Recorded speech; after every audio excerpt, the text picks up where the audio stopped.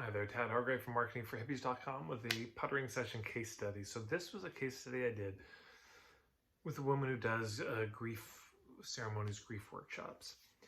And she was really struggling with this thing of hubs. So I've got my, right now it's October 17th, 2022. So in the fourth quarter of every year, I do my 30-day hub marketing program. So that's coming up right away. And so she's struggling with hubs. And she said, I just can't seem to find anyone. And as we spoke, what I realized is what she was doing is going to people who do, I'm not a big believer in competitive, but let's just make a distinction between complementary people and competitive people. And the competitive people who do something just very similar to what you do. So other people who do grief and ceremony work, in this case, for example, complementary might be, well, we'll get to that. But so she went to another woman who does grief ceremonies, but that woman looked at her and said, your prices are so much lower than mine, and I would feel weird promoting you because it would feel like it would undercut me. So she was able to promote, but not really willing. And another woman who does something similar-ish just doesn't promote anybody. And again, she's able but not willing. So that's something to remember when you're thinking about hubs. They have to be both able and willing to spread the word. There not just has to be a fit, but sometimes they are willing, but they actually don't have a list. They don't have any email list. They don't actually have the capacity or the time. They're just so maxed out and they can't. So they're willing, but they're not able. Or sometimes they're able. They have the capacity and the infrastructure, and they can send an email and make a big difference for you, but they're not willing to for whatever reason. So you got to get both. And so I shared with her this distinction between complementary and competitive. I said, you're mostly going with the people who are doing just exactly what you do.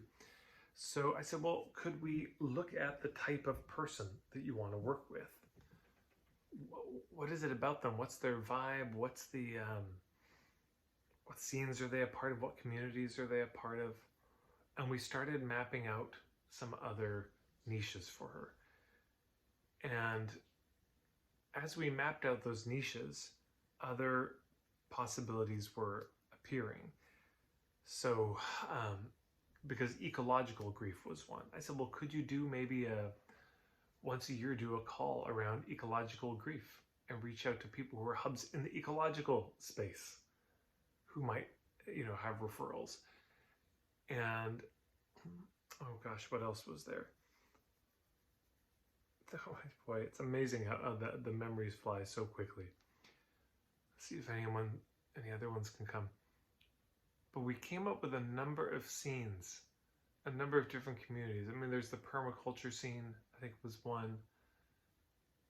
But let's imagine there's it's really divided times right now. So could you come up with a series around the grief around the divisions?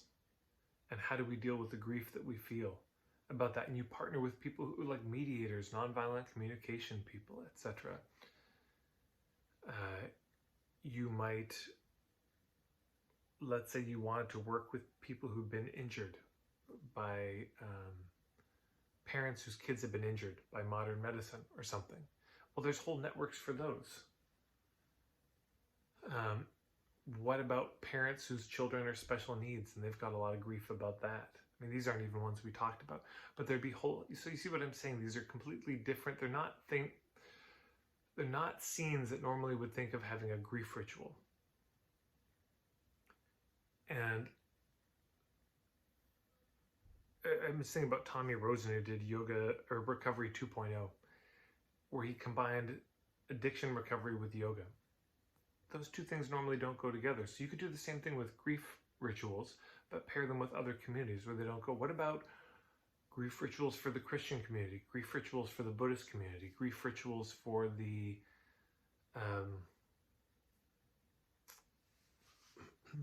for people with anxiety or depression? There's all kinds of inflections and ways that you could go with this. And then you get unstuck. And by the end of the call, she said, I'm having so many ideas right now for hubs, because she kind of got it. Once she clicked over from just looking in the competitive space to the complementary space, she found all these examples, all these hubs. And so I say, yeah, what if once a month or once a quarter, you just picked one of those themes and you did an event where you brought people together on that topic, grief plus this. So think about that. Grief is her boat, but you can always pair the boat with a different journey, slightly different journey, slightly on the same thing, still grief, still relevant. But could you take yoga and combine it with something else? Could you take nonviolent communication, combine it with something else? Could you take your theta healing, your NLP, or whatever tools you use and combine it with some other journey or scene or community and find a whole new set of hubs? You could.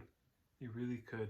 And then, of course, you don't want to just keep not just new hubs all the time, new themes and new scenes all the time, but you get 3 or 4 and you can work with those for years. I'll leave it there. Thanks so much for tuning in.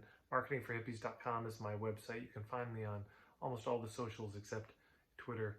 And feel free to share these videos up, subscribe if you like them, and give it a like because it does help in the algorithm. Thank you.